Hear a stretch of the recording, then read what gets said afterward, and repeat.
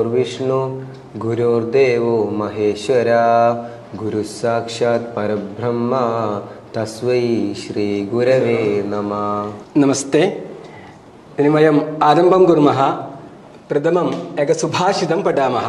भवान् एकं श्लोकं पठति वा? पठति. उद्यमेनैव सिद्ध्यन्ति कार्याणि न मनोरथैः न हि सुप्तस्य सिंहस्य പ്രവിശന്തി മുഖേ മൃഗാഹ. തൃശ്ശൂർ MIC അസാസ് അറബിക് കോളേജിലെ ക്ലാസ് മുറിയിലാണ്.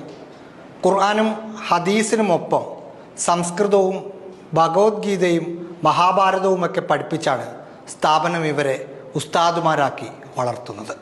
ഇവര് വാസ്തവത്തിൽ ഇങ്ങനെ ഇതുവരെ സംസ്കൃതം പഠിക്കാതെ, ഇപ്പം സാധാരണ നമ്മൾ പുറത്തൊക്കെ ആണെങ്കിൽ സ്കൂളിലോ കോളേജൊക്കെ ആണെങ്കിലേ എപ്പോഴെങ്കിലുമൊക്കെ സംസ്കൃതം കേട്ടിട്ടുണ്ടായിരിക്കും അല്ലെങ്കിൽ പഠിച്ചിട്ടുണ്ടായിരിക്കും. പക്ഷെ ഇവിടെ വന്ന ഒരു കുട്ടി പോലും ഇപ്പോൾ ഇവർ 10ാം ക്ലാസ്സിന് ശേഷമാണ് ഇവിടെ വരുന്നത്.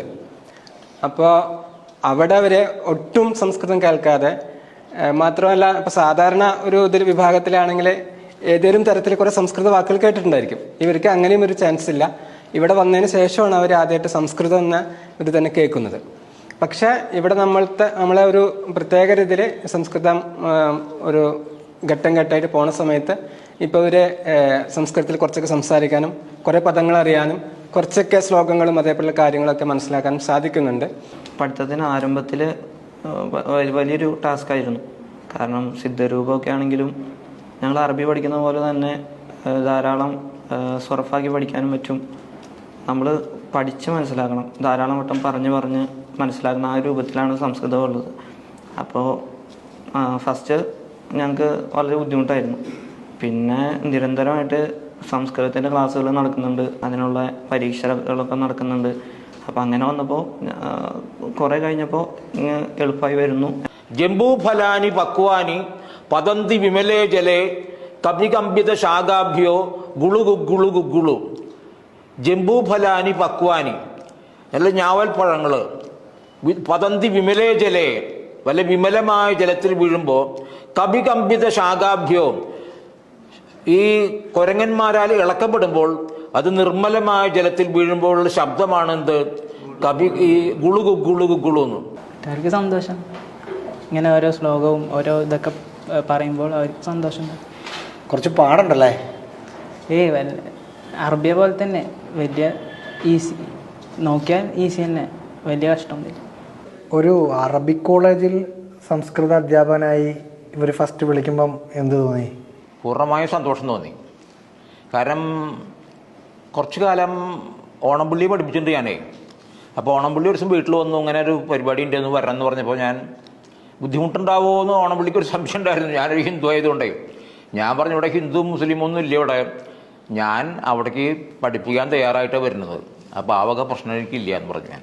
പിന്നെ ഞാൻ അവിടെ വരുമ്പോൾ ഓരോരുത്തരും കാണുന്നേ ഈ നെറ്റിയിൽ പൊട്ടൊക്കെ കാണുമ്പോഴേ ആളുകൾ വഴിക്ക് വെച്ച് കാണുമ്പോൾ എവിടേക്കാണ് പോകണമെന്ന് ചോദിച്ചപ്പോൾ ഞാൻ പറഞ്ഞു ഞാൻ അതിന് പള്ളിയിലേക്ക് പോകാമെന്ന് പറയും. പള്ളിയിലേക്ക് പോകാമെന്ന് പറയുന്നത് ഞാനേ. അപ്പോൾ അവർ പറയും പള്ളിയിലേക്കാ എന്താ? അപ്പം ഞാൻ പറഞ്ഞു ഇങ്ങനെ സംസ്കൃതം പഠിപ്പിക്കാൻ പോകണമെന്ന് പറയും.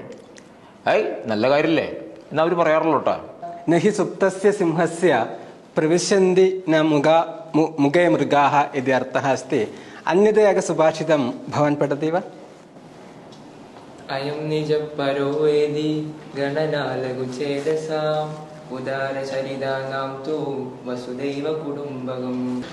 അസാസിന്റെ സിലബസിൽ സംസ്കൃതം ഉൾപ്പെടുത്താനുള്ള പ്രധാന കാരണം നമുക്ക് നമ്മുടെ മതം പഠിക്കുന്നതിനോടൊപ്പം തന്നെ ഇതര മതത്തെ അറിയുക എന്നുള്ളത് ഇതിൻ്റെ വലിയൊരു ലക്ഷ്യമായിട്ടാണ് ഇതിൻ്റെ ദാതാക്കൾ കാണുന്നത്.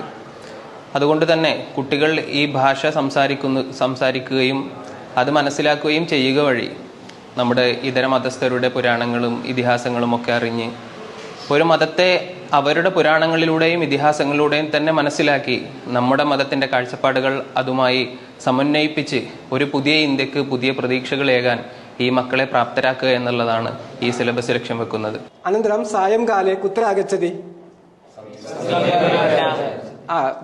വാസസ്ഥാനം കുത്ര? ബസ്ഥാനെ അസ്തി വാസം. SSLCക്ക് ശേഷമാണ് നമ്മൾ പ്രവേശന പരീക്ഷയിലൂടെ അഡ്മിഷൻ നൽകുന്നത്. മദ്രസ പഠനം സമസ്തയുടെ 7ാം തരം പൂർത്തീകരിക്കുകയും 17 വയസ്സിൽ കവിയാത്ത കുട്ടികൾക്കുമാണ് നമ്മൾ അഡ്മിഷൻ നൽകിക്കൊണ്ടിരിക്കുന്നത്. 8 വർഷത്തെ കോഴ്സാണ്. ഇതിൽ തന്നെ നമ്മൾ മതപഠനവും ഭൗതിക പഠനവും നൽകിക്കൊണ്ടാണ് ഈ കോഴ്സ് കാലാവധി പൂർത്തീകരിക്കുന്നത്. സുഭാഷിതം പഠിതീവ.